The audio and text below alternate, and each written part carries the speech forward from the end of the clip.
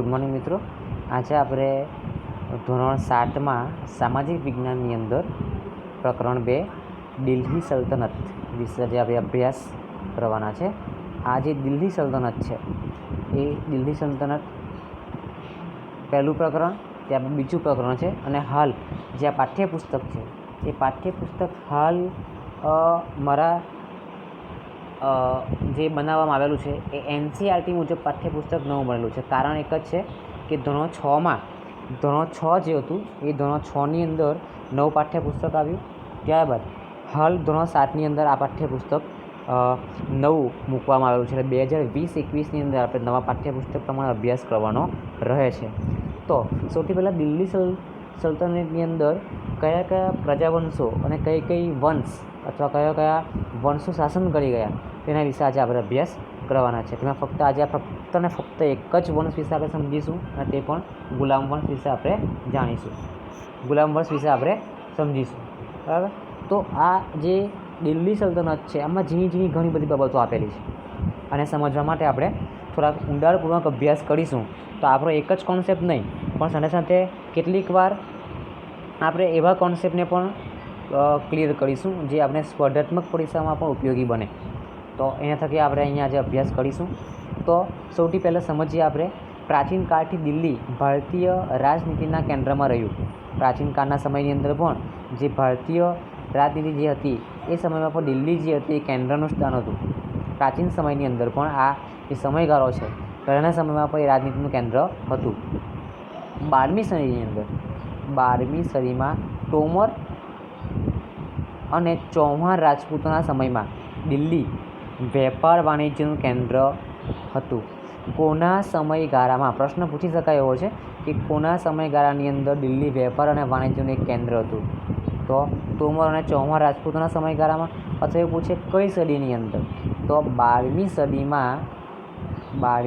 સદીમાં દિલ્હી વેપાર અને વાણિજ્યનું એક કેન્દ્ર હતું. આવું પ્રશ્નમાં પૂછાઈ શકે છે. તમારા પાઠ્યપુસ્તકમાં આ 2 ટૉપિક આપેલા જ છે, પણ મેં જેટલા યોગ્ય લાગે એવા ટૉપિકો જે મહત્ત્વના છે એ મેં અહીંયા આવરી લીધેલા છે. ઈસવીસન 1206 થી ઈસવીસન 1526 દરમિયાન ઉત્તર ભારત ઉપર શાસન કરનારા શાસકોને દિલ્હી સલ્તનત તરીકે ઓળખાય છે. કયા શાસકો અને કયો સમયગાળો પૂછે? કયા સમયગાળાને દિલ્હી સલ્તનત તરીકે ઓળખવામાં આવે? તો ઈસવીસન 1206 થી 1526, બરાબર. કયું ભારત? તો કે ઉત્તર ભારત. કયું ભારત? ઉત્તર ભારત. કેટલીક વાર પ્રશ્ન પૂછવાના ઝીણા શબ્દો પૂછ્યા છે. કયો ભારતમાં ઉત્તર, દક્ષિણ, પૂર્વ, પશ્ચિમ એવા પ્રશ્નો પૂછી લે છે. તો ઉત્તર ભારત ઉપર શાસન કરનારા, બરાબર. કયા ભાગમાં શાસન કરનારા? તો કે ઉત્તર ભારતમાં શાસન કરનારા વ્યક્તિઓને અથવા શાસકોને દિલ્હી સલ્તનત તરીકે ઓળખવામાં આવે છે, બરાબર. હવે એમ જોવા જાય તો આ જે સલ્તનત છે એ સલ્તનત મૂળ કયા ધર્મના હતા અથવા કઈ જાતિના હતા, બરાબર. તો એ મૂળભૂત રીતે આ શાસકો મૂળભૂત રીતે તુર્કના હતા. કયાના હતા? કયા દેશના હતા? તુર્ક અને અફઘાન મૂળના હતા. આ શાસકો જે ઉત્તર ભારતના શાસન ઉપર શાસન કરનારા વ્યક્તિઓ હતા તે મૂળભૂત રીતે ક્યાંના હતા? કે તુર્કના અને અફઘાનના મૂળ વતનીઓ હતા, બરાબર. તો આ જે દિલ્હી સલ્તનતનો પાયો જે નંખાય છે એ પાયો કઈ રીતે નંખાય તેની તરફ આપણે આગળ વધીએ, જોઈએ આગળ. ઓકે, હવે આ જે આવા જે શાસકો હતા એ આવા કુલ 350 વર્ષ, કેટલા વર્ષ? 350 વર્ષ દરમિયાન દિલ્હી સલ્તનતમાં આવા કુલ 5 શાસકોએ સત્તા ભોગવી. કેટલા શાસકોએ? કુલ 5 શાસકોએ. મારા અંદાજ મુજબ આ જે 5 શાસકો છે કુલ 320 વર્ષ સુધી શાસન કર્યું હતું દિલ્હી સલ્તનતની ઉપર. કુલ 350 વર્ષ અહીંયા આપેલા જ છે. કુલ 350 વર્ષ સુધી દિલ્હી સલ્તનતની અંદર કુલ 5 જેટલા શાસકોએ શાસન કર્યું હતું. આ 5 શાસકો કયા એની આપણે વિગતવાર માહિતી મેળવીએ. જોઈએ કુલ 5 વંશો કયા કયા છે. તો કુલ 5 વંશ વિશે સમજીએ. કયા કયા? સૌથી પહેલો વંશ છે એ ગુલામ વંશ છે, જેની આજે આપણે ચર્ચા કરીશું. અને સમયગાળો કયો? તો ઈસવીસન 1206 થી 1290, કદાચ 80 થી 84 વર્ષનો ગાળો. 1206 થી 1290. ત્યારબાદ બીજું જે છે એ ખલજી વંશ છે. ગુલામ વંશ પછી કયો વંશ આવશે? ખલજી વંશ. એનો સમયગાળો, કયા સમયગાળામાં ખલજી વંશે રાજ કર્યું હતું અથવા શાસન કર્યું હતું? તો ઈસવીસન 1290 થી ઈસવીસન 1320 થી 1320ના સમયગાળાની અંદર શાસન કર્યું હતું. ત્યારબાદ ત્રીજું જે છે એ તુગલક વંશ છે. કયો વંશ છે? તુગલક વંશ. એ ઈસવીસન 1320 થી ઈસવીસન 1414 સુધી એમણે શાસન કર્યું હતું દિલ્હી સલ્તનતું. ત્યારબાદ ચોથું જે છે એ સૈયદ વંશ છે. ચોથો જે છે એ સૈયદ વંશ છે. ઈસવીસન 1414 થી ઈસવીસન 1451 સમયગાળા દરમિયાન એમણે કુલ સલ્તનત પર સૈયદ વંશે શાસન ભોગવ્યું હતું. અને છેલ્લો છે લોડી વંશ. પાંચમો લોડી વંશ. જે લોડી વંશ છે એ લોડી વંશે ઈસવીસન 1451 થી 1526 સુધી એમણે કુલ સત્તા ભોગવી હતી. બરાબર. એટલે કુલ આ 5 શાસકો થયા. કયા કયા? ફરી એકવાર જોઈ લઈએ. ગુલામ વંશ 1206 થી 1290. ખલજી વંશ, તમે નોટબુકમાં આ લખતા રહેજો, ઈસવીસન 1290 થી 1320. તુગલક વંશ 1320 થી ઈસવીસન 1414. સૈયદ વંશ ઈસવીસન 1414 થી ઈસવીસન 1451. અને પાંચમું લોડી વંશ ઈસવીસન 1451 થી 1526. આમ કુલ 5 જે વંશ થયા આ દિલ્હી સલ્તનતની અંદર સત્તા ભોગવનાર, એ 5 વંશ વિશે આ પાઠ્યપુસ્તકમાં આપણે અહીં સમજવાનું છે. પણ આ પાઠ્યપુસ્તકની અંદર જે વંશ આપ્યો છે એ લાગે નાનો છે, પણ એના વિશે જેટલું ઊંડાણપૂર્વક આપણે અભ્યાસ કરીશું એ ઊંડાણપૂર્વકનો અભ્યાસ તમને ખૂબ કામ લાગશે. એટલે મેં અહીં ટોટલી એનાલિસિસ કરીને અહીંયા પાઠને મૂકેલું છે. તો હવે આપણે સમજીએ પહેલો જે ભાગ છે કયો વંશ? તો કે ગુલામ વંશ વિશે આપણે જાણકારી મેળવીએ. જોઈએ ગુલામ વંશ વિશે. ચાલો, સૌથી પહેલાં ગુલામ વંશની વાત કરીશું. તો ગુલામ વંશ મેં તમને પહેલાં જ કીધું કે ઈસવીસન 1206 થી 1290ના આ સમયગાળા દરમિયાન આશરે 80 થી 84 વર્ષના સમયગાળા દરમિયાન આની ગુલામ વંશની સ્થાપના થઈ. તો એનો સ્થાપક કોણ હતો? એનો જે સ્થાપક છે એ કુતુબુદ્દીન ઐબક. જ્યારે ઈસવીસન 1192ની અંદર, કયા સમયગાળા? 1192ના સમયગાળા દરમિયાન સાબુદ્દીન ઘોડી અને પૃથ્વીરાજ ચૌહાણ સાથે જ્યારે લડાઈ કરવામાં આવી, ત્યારે લડાઈ કરતી વખતે આ જે લડાઈની અંદર તરાઈના યુદ્ધની અંદર પૃથ્વીરાજ ચૌહાણની હાર થાય છે, ત્યારથી દિલ્હી સલ્તનતની શરૂઆત થાય છે. તો એનો જે સ્થાપક ગુલામ વંશનો જે હતો એ કોણ? કુતુબુદ્દીન ઐબક છે. કોણ છે? યાદ રાખજો, ગુલામ વંશનો સ્થાપક કુતુબુદ્દીન ઐબક જ્યારે આવે છે ત્યારે એની સ્થાપના એણે કરી હતી એવું માનવામાં આવે છે. પણ ખરેખર સ્થાપક કોણ છે એ પછી આપણે આગલા વિડીયોમાં ટોપિકમાં સમજીશું. પાઠમાં પણ એ મુજબ આપેલું છે. અને અંતિમ શાસક જે છે, છેલ્લો શાસક, કે આ ગુલામ વંશમાં છેલ્લે કોણે શાસન કર્યું હતું? તો અંતિમ શાસક છે કેકુબાટ. યાદ રાખજો, પાઠ્યપુસ્તકમાં નથી પણ જૂના પાઠ્યપુસ્તક અને ધોરણ 11-12ના પાઠ્યપુસ્તકમાંથી એનાલિસિસ કરીને મેં અહીંયા લખેલું છે. એનો અંતિમ શાસક જે હતો એ કેકુબાટ હતો. કોણ હતું સ્થાપક? કુતુબુદ્દીન ઐબક બતાવ્યો છે મેં અહીંયા તમારે. પણ ખરો સ્થાપક ગુલામ વંશનો કોણ છે એ તમને હું સમજાવીશ અહીંયા. એ ખૂબ દિલચસ્પ જેવી વાત છે અહીંયા, કારણ કે ખરેખર કોણે કામ કર્યું હતું એના માટે અહીંયા આપણે સમજીશું. તો ગુલામ વંશનો સાચો સ્થાપક જે છે એ ઇલ્તુમિશ હતો. કોણ હતો? ગુલામ વંશનો સાચો સ્થાપક ઇલ્તુમિશને ગણવામાં આવે છે. કેમ ઇલ્તુમિશને ગણવામાં? તમને કારણ જણાવું કે જે આ મોહમ્મદ ઘોડી જે હતો, સાબુદ્દીન જે ઘોડી હતો, એ સાબુદ્દીન ઘોડીના અવસાન બાદ આ તેનો ગુલામ જે હતો એ ગુલામ સરદાર સુલતાન જે હતો એ ગુલામ પોતે એણે દિલ્હી સલ્તનતની અંદર ઘણા બધા રાજ્યોને એણે શું કરેલા? દિલ્હી સલ્તનતમાં જોડ્યા હતા. અને આના કારણે જે ગુલામ વંશનો સાચો સ્થાપક છે ને એ ઇલ્તુમિશ ગણવામાં આવે છે. જો પ્રશ્ન પૂછવામાં સાચો સ્થાપક પ્રશ્ન પૂછવામાં આવે તો તમારે ઇલ્તુમિશ જ લખવાનું છે. અને ફક્ત પૂછે કે ગુલામ વંશનો સ્થાપક કોણ, તો કુતુબુદ્દીન ઐબક લખશો તો પણ રાઈટ હશે. પણ સાચો સ્થાપક તમારી ચોપડીના પાઠ્યપુસ્તકના ભાગમાં પણ આપેલો કે ગુલામ વંશનો સાચો સ્થાપક કોણ હતો, તો એ ઇલ્તુમિશ જ હતો. બરાબર છે. ઓકે, તો અહીંયા લખેલું છે મેં ઈસવીસન 1192માં તરાઈના બીજા યુદ્ધમાં શહાબુદ્દીન ગોરીએ પૃથ્વીરાજ ચૌહાણ સાથે જે લડાઈ થઈ એમાં પૃથ્વીરાજ ચૌહાણની શું થઈ, તો કે હાર થઈ હતી. શું થઈ હતી? હાર થઈ. પૃથ્વીરાજ ચૌહાણની હાર થઈ. અને આ સમયગાળા દરમિયાન દિલ્હી સલ્તનતની સત્તાનો પાયો નંખાયો હતો 1192ના આસપાસના ગાળામાં. અને મહમુદ્દીન ગોરીના ગુલામ, આ જે ગુલામ હતો એ ગુલામ સરદાર બનીને, સુલતાન નહીં, યાદ રાખજો, સુલતાન તરીકે નહીં પણ સરદાર તરીકે કુતુબુદ્દીન ઐબક મામલુક વંશનો હતો. જે સ્થાપના કરી હતી એ કયા વંશનો હતો? મામલુક વંશનો હતો. અને એટલા જ માટે આ જે વંશ છે એ ગુલામ વંશને મામલુક વંશ તરીકે પણ ઓળખવામાં આવે છે. યાદ રાખજો, ગુલામ વંશને બીજા કયા નામથી ઓળખવામાં આવે છે?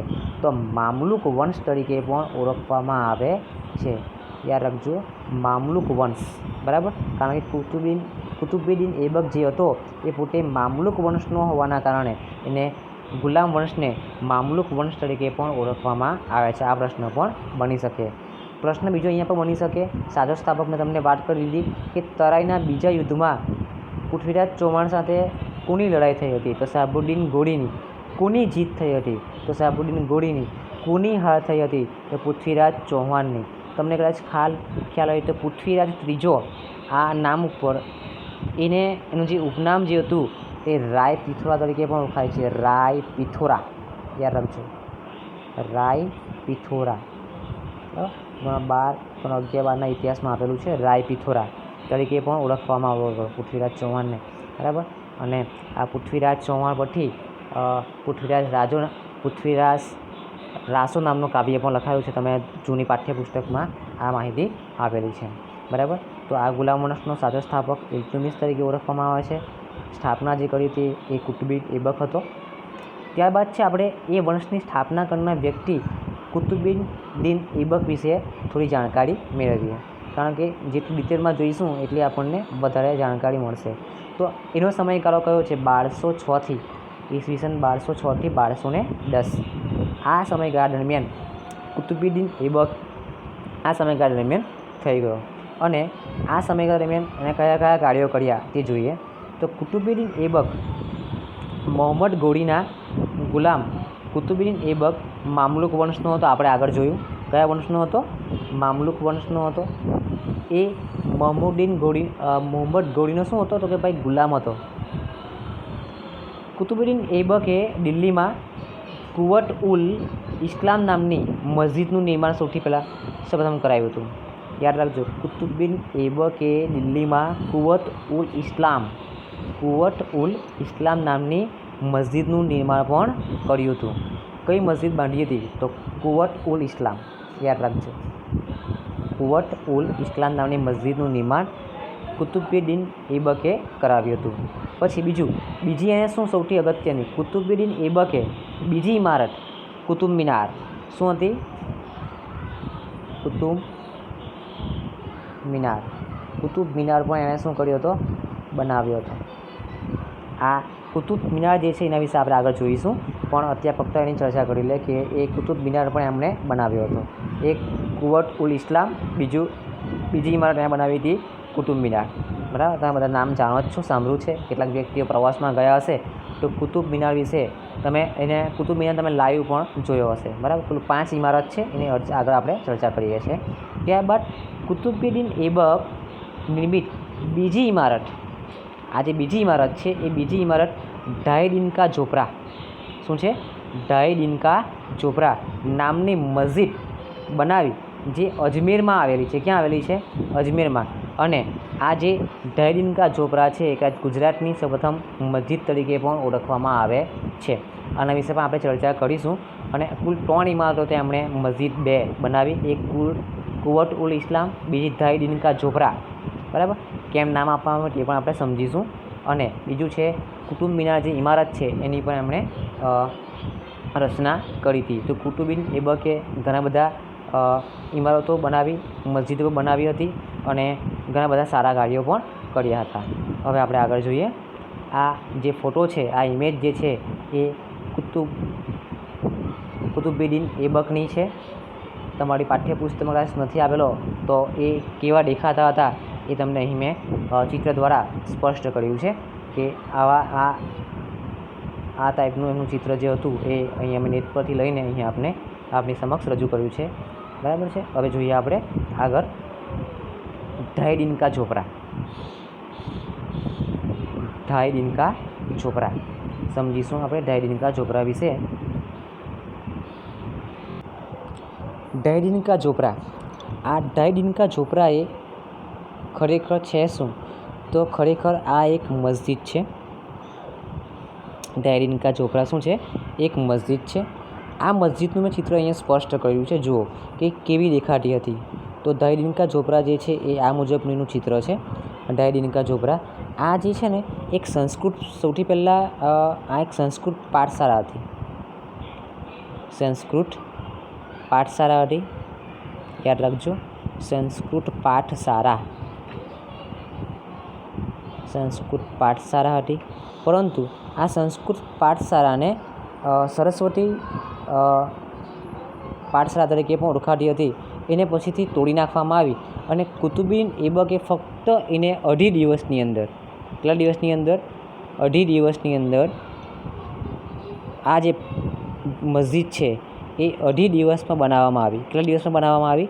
અઢી દિવસમાં. ફક્ત ને ફક્ત અઢી દિવસની અંદર આટલી સરસ મોટી ઇમારત બનાવવામાં આવી, મસ્જિદ બનાવવામાં આવી. એટલે એના ઉપરથી આ નામ પડ્યું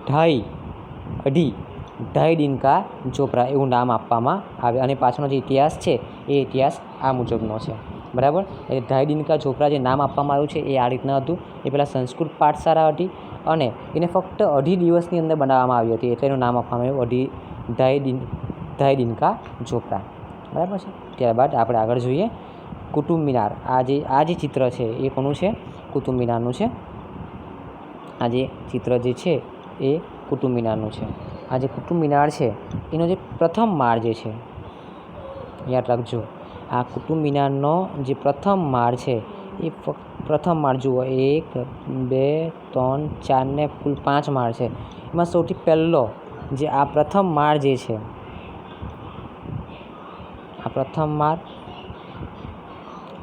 આ જે પ્રથમ માળ જે છે એ કોણે બનાવી હતી? તો પ્રથમ માળ જે છે એ પ્રથમ માળ કુતુબુદ્દીન એબકે. કોણે બનાવ્યો હતો?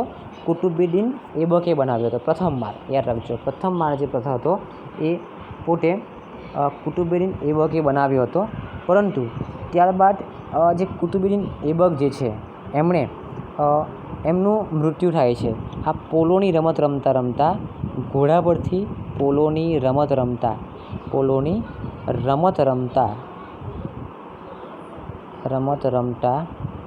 એ ઘોડા પરથી પડી જવાના કારણે એમનું મૃત્યુ થાય છે. અને એક માળ પછીનો જે બાકીના 4 માળો છે એ એના જમાઈ કોણે? ઇલ્તુમિશે બનાવ્યા હતા. બાકીના જે 4 માળ છે ને એ 4 માળ ઇલ્તુમિશે બનાવ્યા હતા. એટલે શરૂઆત જો કોઈએ કરી હોય, ઇલ્તુમિશ. તો કુતુબ મિનારની સૌપ્રથમ કોણે બાંધ્યો હતો? તો એ તમારો જવાબ આવશે કોણ? તો કે કુતુબુદ્દીન એબક. પણ તમને એવું પૂછવામાં આવે કે એને પૂર્ણ કોણે કરાવ્યું હતું? તો એને પૂર્ણ કુતુબુદ્દીન એબકના જમાઈ ઇલ્તુમિશે એને પૂર્ણ કરાવ્યું હતું. એટલે બાકીના 4 માળ કોણે પૂરા કરાવ્યા હતા? ઇલ્તુમિશે પૂર્ણ કરાવ્યા હતા. આ ખાસ યાદ રાખજો, પરીક્ષાલક્ષી પ્રશ્નમાં પૂછાઈ શકે છે. તો કુતુબ મિનાર આ મુજબનો દેખાય છે. બરાબર. કુતુબ મિનારમાં તમે કદાચ પ્રવાસમાં દિલ્હી ગયા હોય, અજમેરની અંદર, તો તમે એ જોઈ શકો છો. બરાબર. અને અહીંયા આ જે ઢાઈ દિનકા ઝોપડા છે એની ચિત્ર પણ તમે અહીંયા જોઈ શકો છો. બરાબર. ઓકે. ત્યારબાદ છે આપણે આ જે કુતુબુદ્દીન એબકનો જમાઈ જે છે ઇલ્તુમિશ, એ ઇલ્તુમિશ વિશે આપણે અહીંયા થોડીક જાણકારી મેળવી લઈએ. તો ઇલ્તુમિશનો સમયગાળો કયો છે? તો ઈસવીસન 1210 થી 1236. તો કુતુબુદ્દીન એબકના અવસાન બાદ તેનો જમાઈ ઇલ્તુમિશ ગાદીએ આવ્યો. આ પણ શું હતો? ગુલામ જ હતો. યાદ રાખજો, આ પણ શું હતો? ગુલામ હતો. બરાબર. તે ગુલામ વંશનો સાચો સ્થાપક છે. આપણે ચર્ચા આગળ કરી. ઇલ્તુત્મિશ શું છે? ગુલામ વંશનો સાચો સ્થાપક છે.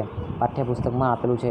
ખરેખર આ સાચો સ્થાપક હોવાનું કારણ તમને મેં આગળ જણાવ્યું કે એમણે દિલ્હી સલ્તનતની અંદર ઘણા બધા પ્રદેશોને દિલ્હી સલ્તનતમાં એમણે ખુદ જોડ્યા હતા. કુતુબુદ્દીન એબક કરતાં વધુ કામગીરી એમણે કરી હતી, એટલે સાચો ગુલામ વંશનો સ્થાપક ગણવામાં આવે છે. ઓકે. આણે બીજું શું કાર્ય કરેલું?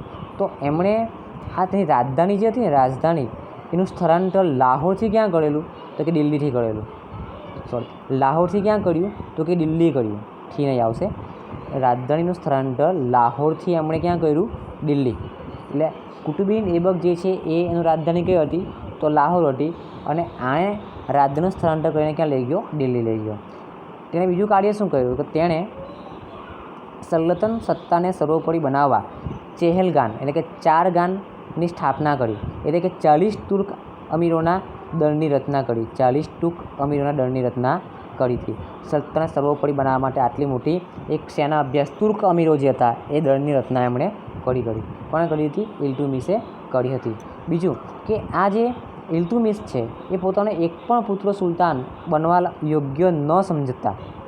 આજે એનો પુત્ર છે એને એવું લાગ્યું કે આ સુલતાન જે છે એ મારા જે પુત્ર છે એ મને એક પણ વ્યક્તિ એવો નથી કે જે પોતે સુલતાન બની શકે, એમને ન લાગ્યું એવું. ને એમના જ કારણે ઇલ્તુત્મિશે પોતાની પુત્રી રઝિયાને ઉત્તરાધિકારી તરીકે જાહેર કરી અને એમને દિલ્હી સલ્તનતની શું બનાવી? દિલ્હી સલ્તનતની સુલતાના. શું બનાવી? સુલતાના. બરાબર. લેડીઝ સ્ત્રી હોવાના કારણે સુલતાના લાગશે. સુલતાના બનાવવામાં આવી. એવું કહેવાય છે કે આ જે રઝિયા સુલતાન છે એ રઝિયા સુલતાન આપણા મધ્યયુગીન એટલે કે પ્રાચીન મધ્યયુગીન પ્રથમ મુસ્લિમ મહિલા શાસક તરીકે ઓળખવામાં આવે છે. પ્રથમ મુસ્લિમ મહિલા શાસક તરીકે ઓળખવામાં આવે છે. પ્રશ્ન પૂછાય કે પ્રથમ મુસ્લિમ મહિલા શાસક કોણ હતી દિલ્હી સલ્તનતની ઉપર? તો કોણ આવશે? રઝિયા સુલતાન. એવું કહેવાય છે કે તેના ભાઈઓ કરતાં એ ખૂબ જ સક્ષમ હતી. જોઈએ એના વિશે માહિતી. રઝિયા સુલતાન કેવા દેખાતા હતા? તો એમનું ચિત્ર મેં અહીંયા મૂકેલું છે રઝિયા સુલતાનનું. જો એ આ રીતના એમનો પહેરવેશ હતો. અને મારા ખ્યાલ મુજબ એમણે એવું પણ લખ્યું છે કે પોતે પુરુષોના વસ્ત્રો તેઓ ધારણ કરતા હતા અને પોતે એક સક્ષમ બહાદુર મહિલા તરીકે પણ ઓળખાયા હતા. પ્રથમ ગુજરાત મધ્યયુગની પ્રથમ મહિલા મુસ્લિમ શાસક અથવા દિલ્હી સલ્તનતની પ્રથમ મહિલા શાસક પણ ગણી શકાય. તો એમનો સમયગાળો કયો હતો? 1236થી 1240. દિલ્હીની ગાડીએ આવનાર પ્રથમ મહિલા શાસક, મેં તમને અત્યારે કીધું તે પ્રમાણે દિલ્હીની ગાડી પર સૌપ્રથમ મહિલા શાસક કોણ હતી? રઝિયા સુલતાન હતા. રઝિયા સુલતાન, અહીંયા ભૂલ કરેલું છે મેં, લખવા મિસ્ટેક થઈ ગઈ છે. રઝિયા સુલતાન. બરાબર. તમે લખી લેજો સુધારો કરીને. બરાબર છે. રઝિયા સુલતાન. ઓકે. તે બધા જ ભાઈઓમાં સૌથી વધુ કાબેલ અને સક્ષમ હતી. પરંતુ એ સ્ત્રી શાસક હોવાના કારણે તેના જે ઉમરાઓ હતા એમને આ સ્ત્રી હોવાના કારણે એક શાસન કરે એવું એમને ગમતું ન હતું અને આ જ કારણે એમને સ્વતંત્ર શાસક તરીકે સ્વીકારવામાં ન આવ્યા અને તેમને સ્વીકારવામાં ન આવ્યા એના કારણે તેમને પછી સત્તા પરથી એમને પોતાના જે એમનો ઇલ્તુત્મિશનો જે પુત્ર છે એને ગાદી ઉપર બેસાડવામાં આવે છે. પુત્રનું નામ હતું નાસિરુદ્દીનને ગાદી ઉપર બેસાડી દેવામાં આવે છે. આમ આ રીતના ગુલામ વંશમાં કુલ આટલા વ્યક્તિઓ પોતે શાસન કર્યું હતું. બરાબર. અને ત્યારબાદ લાસ્ટમાં રઝિયા સુલતાન અહીંયા જે એમણે શાસન કર્યું હતું એ શાસન એમના જે ઇલ્તુત્મિશ છે એમનો જે પુત્ર છે નાસિરુદ્દીન એમને બેસાડી દેવામાં આવે છે, ગાદી પર બેસાડી દેવામાં આવે છે. અને 21 વર્ષના શાસનકાળ બાદ એનું અવસાન થતાં ગ્યાસુદ્દીન બલ્બન ગાદી આવ્યો અને તેણે પર ચેહલગા દળ જે હતો એને શું કરે છે? નાશ કરી નાખે છે. અને આજે 22 વર્ષના એના શાસનમાં એણે દિલ્હી સલ્તનત ઉપર ત્યારબાદ એનો નાશ થતાં એના ઉપર દિલ્હી સલ્તનત ઉપર ખલજી વંશની સ્થાપના થતી જોવા મળે છે. હવે જે આ ખલજી વંશ છે એ આપણે આવતા બીજા વિડીયોમાં આપણે એનો અભ્યાસ કરીશું, કારણ કે એક વંશની અંદર ઘણા બધા રાજાઓ, મહારાજાઓ, સુલતાનાઓ વિશે માહિતી આપેલી છે. તો એને આપણે ઝીણવટપૂર્વક જેટલો અભ્યાસ કરીશું તેટલો આપણા માટે અને આપણા નોલેજ માટે ખૂબ મહત્ત્વનું બની રહેશે, કારણ કે ઘણી બધી ઝીણી ઝીણી વિગતો આપણે અહીંયા ચર્ચા કરી છે. જો તમને વિડીયો પસંદ આવે તો લાઈક કરવું, શેર કરવું અને મારી ચેનલને સબસ્ક્રાઈબ કરવું. Thank you. જય ભારત, જય જય ગરવી ગુજરાત.